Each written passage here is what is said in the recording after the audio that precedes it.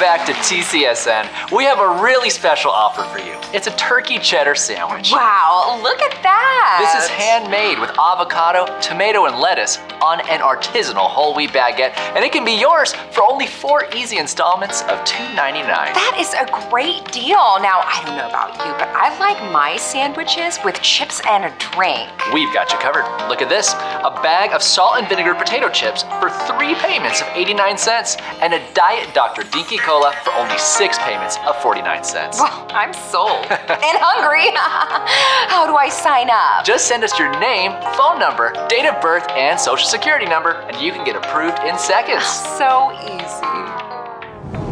Paying for a sandwich in installments may seem absurd to some, but the practice is becoming more and more popular, especially among younger shoppers. Buy now, pay later loans are one of the hottest new trends in the world of financial technology, touted as a less risky alternative to credit cards. Using one of several major apps, you're only asked for a fraction of the price at the point of sale, and the rest is paid off in a few bi-weekly installments. As long as you pay on time, there's no interest. No interest? Oh, hold on, Turbo. It might sound like a no-brainer, but any savvy spender knows you don't dive headfirst into a new financial tool without digging a little deeper. How do BNPL loans really work? What are the drawbacks and dangers? And what's in it for the companies that offer them?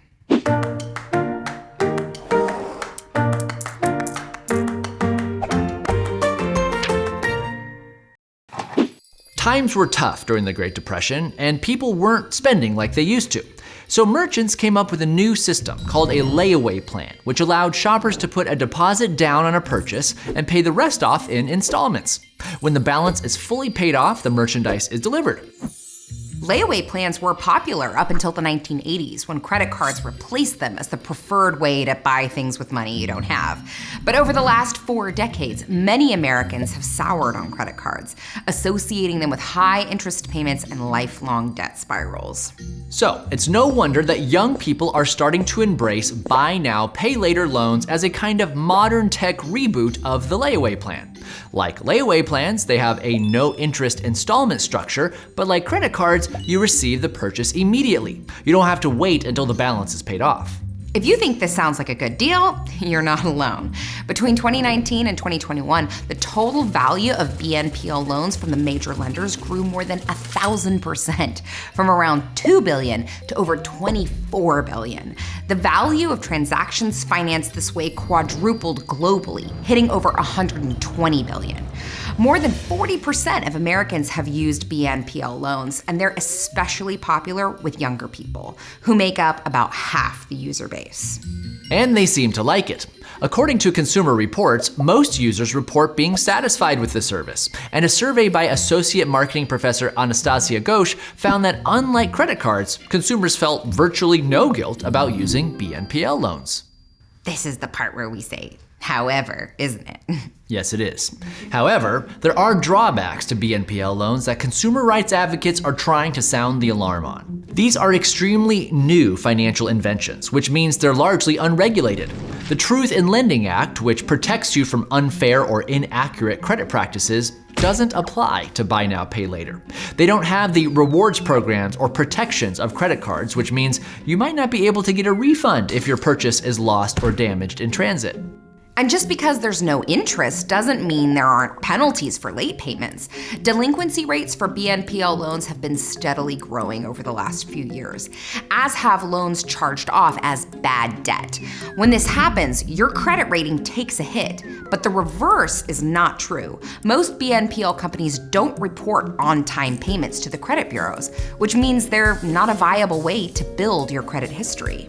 Also, one of BNPL's most attractive features, its ease of use, is also a hazard. People are increasingly using them for everyday purchases like groceries, utility bills, and yes, sandwiches. This can lead to loan stacking, where borrowers quickly lose track of multiple loans. People who use BNPL loans have seen a dramatic uptick in overdraft fees, and because many have their BNPL accounts tied to their credit cards, they end up paying interest anyway. But to understand the true danger of BNPL loans, we need to look at the business strategy of the companies that offer them.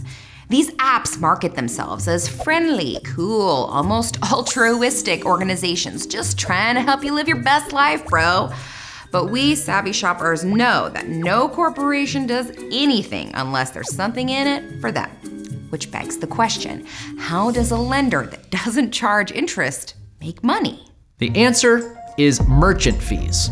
Retailers pay BNPL companies to finance their customers' loans, and the fees are 3 to 4 times higher than those from credit card companies. Which begs another question. Why are merchants willing to pay such exorbitant prices?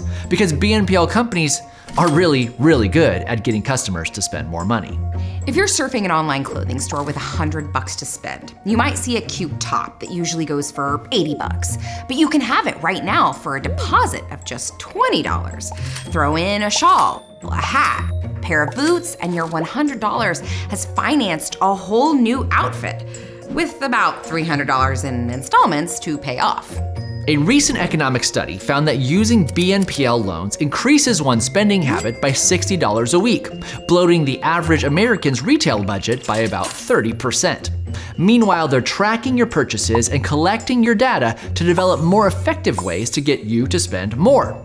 As the director of the Consumer Financial Protection Bureau put it, these firms aren't just lenders, they are also advertisers and virtual mall operators.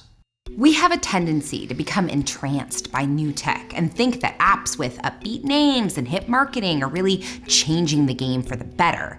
But as we've seen before, some tech companies are not so much disrupting the industry as just muscling their way into it. That's why some economists think that this buy now, pay later fad is just another loop in America's eternal credit cycle. It may seem like the shiny new thing, but it will quickly lose its luster if consumers keep overspending themselves into debt. And that's our 2 cents. Thanks to our patrons for keeping 2 cents financially healthy. Click the link in the description to become a 2 cents patron. Want to know more about how the internet nudges you to overspend? Check out our video, How Social Media Keeps You Poor.